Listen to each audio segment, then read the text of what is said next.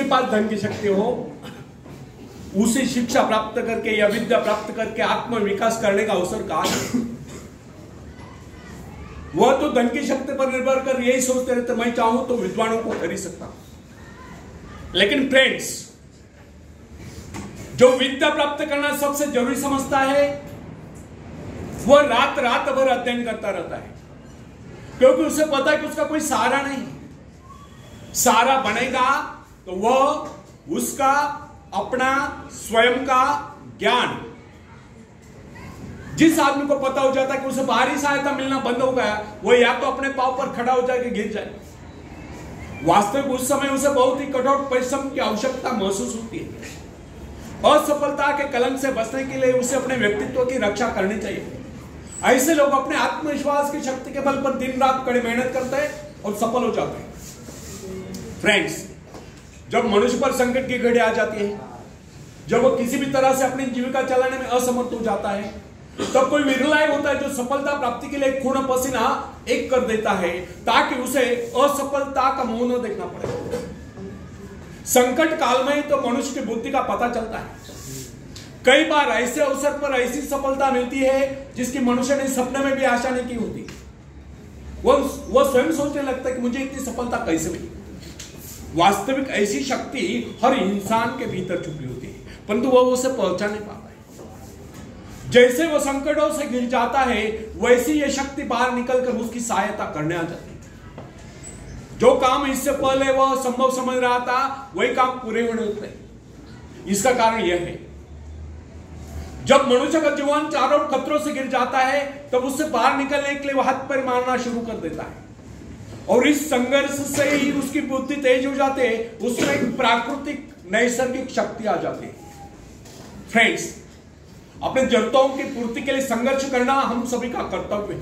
संघर्ष से तो हमें सफलता मिलती है। जिनमें संघर्ष करने की इच्छाएं न हो, वो तो असभ्य जंगली कहलाए।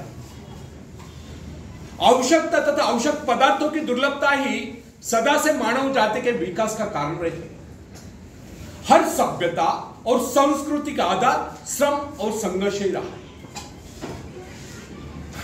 जो अपना लक्ष्य पाने में खो गए, वही कुछ इसका। कई वैज्ञानिक अपनी साधना में लीन होकर अपने लक्ष्य को पाने के संघर्ष में जूझते रहे। उनके परिवार जन अभावग्रस्त होकर भूखे मरते रहे, परंतु उन्होंने अपने उद्देश्य को प्राप्त करके चैन की सांस ली। जब उन्हें सफलताएं प्राप्त हुई, तो लोगों को उनके आविष्कार यानी कि शोध बहुत बड़े आश्चर्य से प्रतीत हुए।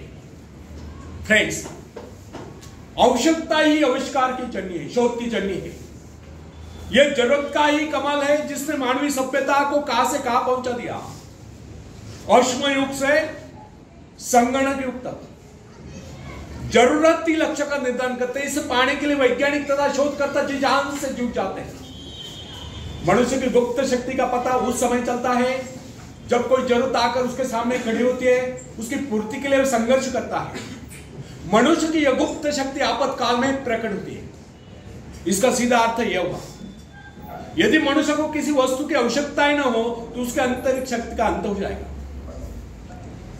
बाहरी सहायता लेने से भी इस आंतरिक शक्ति को बाहर निकलने का अवसर नहीं मिलता।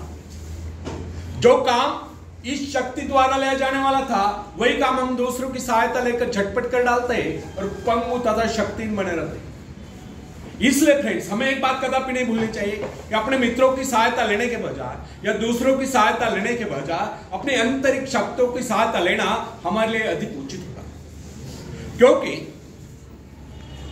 आत्मनिर्भरता एक ऐसी शक्ति है जो मित्रता यानी कि मित्रों से ली हुई सहायता, प्रभाव, दूसरों का प्रभाव, धन संपत्ति, काम करी काम, पैसे से लेवा काम, ऊंचा वंश यानी कि ऊंचे खानदान में जन्म को आए हुए व्यक्ति का सहारा लेना या बाहरी किसी भी प्रकार की सहायता, इन सब की सामूहिक शक्ति से ही शक्तिशाली होती है। इन शॉर्ट, आत्मनिर्भरता एक ऐसी शक्ति है जो मित्रता, प्रभाव, धन संपत्ति, ऊंचा वंश या बाहरी किसी भी प्रकार की सहायता, इन सब की सामूहिक शक्ति से ही शक्तिशाली होती है। आत्मनिर्भरता की सहायता लेकर मनुष्य भीषण से भीषण बाधाओं को भी पार कर जाता है, भयंकर कठिनाइयों पर भी विजय प्राप्त करता है, बड़े से बड़े आविष्कार यानी कि शोध करने में भी सफल हो जाता है। इंसानी गुणों में सबसे अधिक शक्ति आत्मनिर्भरता की। जो इंसान अपने सहारे जीता है, जो अपने बल पर चलता है, जो अपने लक्ष्य पर चट्टान के भांति डटा हुआ है, जो बाधाओं को सामने देखकर जरा भी विचलित नहीं हुआ, जिसे अपनी कार्य कुशलता और कर्म शक्ति पर पूरा विश्वास है, वही सफल होता है। सत्य, पवित्रता और सुंदरता पर प्यार करना मनुष्य का स्वभाव है। जो व्यक्ति मौलिक विचारों के बल पर जीता है, जिसके कुछ सिद्धांत हैं जिन पर वह आरूढ़ रहता है, जो अपने उसूलों पर दृढ़ता से कायम है, लोग उसे आश्चर्य से देखते हैं, उसके अनुयायी यानी कि शिष्य बनने का प्रयत्न करते हैं, क्योंकि लोगों के दृष्टि में वो महान है। फ्रेंड्स, यदि आप भी महान बनना चाहते हो तो अपनी शक्तियों को पहचानो। ईश्वर ने जो शक्ति आपको प्रदान की है वो आपके भीतर छुपी हुई है, उसे जगाकर बाहर लाओ।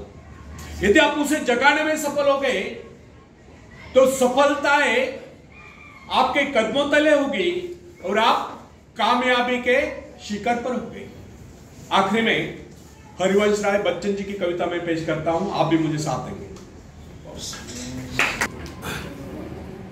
लहरों से डरकर नौका पार नहीं होती, कोशिश करने वालों की कभी हार नहीं होती, कोशिश करने वालों की कभी हार नहीं होती।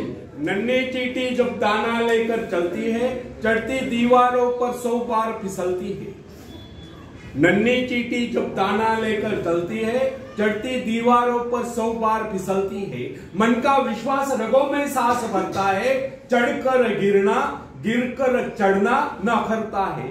आखिर उसकी मेहनत बेकार नहीं होती, कोशिश करने वालों की कभी हार नहीं होती। डुबकिया सिंधु में गोताखोर लगाता है, सिंधु में समुद्र में, डुबकिया सिंधु में गोताखोर लगाता है, जा जाकर खाली हाथ लौट कर आता है। मिलते नहीं सोची मोती गहरे पानी में, मिलते नहीं सोची मोती गहरे पानी में, मुट्ठी उसकी खाली हर बार नहीं होती, कोशिश करने वालों की कभी हार नहीं होती, कोशिश करने वालों की कभी हार नहीं होती। और आखिरी पद आप सबके लिए बहुत इंपॉर्टेंट है। अगर कोई फेल भी हो जाता है तो मायूस नहीं होने का, क्योंकि आजकल पोस्ट ग्रेजुएट लोगों की बहुत बेकारी चल रही है। तो एक आधा 6 महीने गए भी, या आप जुलाई में फिर एग्जाम देकर पास हो सकते हैं एसएससी, उसमें मायूस नहीं होने का, गलत कदम नहीं उठाने का, उन सब के लिए प्रेरणादायी है आखिरी पद। इसका अर्थ यह भी नहीं कि आप स्टडी करना छोड़ दें। तो असफलता एक चुनौती, इसे स्वीकार करो। असफलता एक चुनौती, इसे स्वीकार करो। क्या कमी रह गई देखो और सुधार करो। जब तक न सफल हो, नींद चैन को त्यागो तुम, संघर्ष का मैदान छोड़कर मत भागो तुम। कुछ के बगैर ही जय जयकार नहीं होती, कोशिश करने वालों की कभी हार नहीं होती, कोशिश करने वालों की कभी हार नहीं होती। धन्यवाद।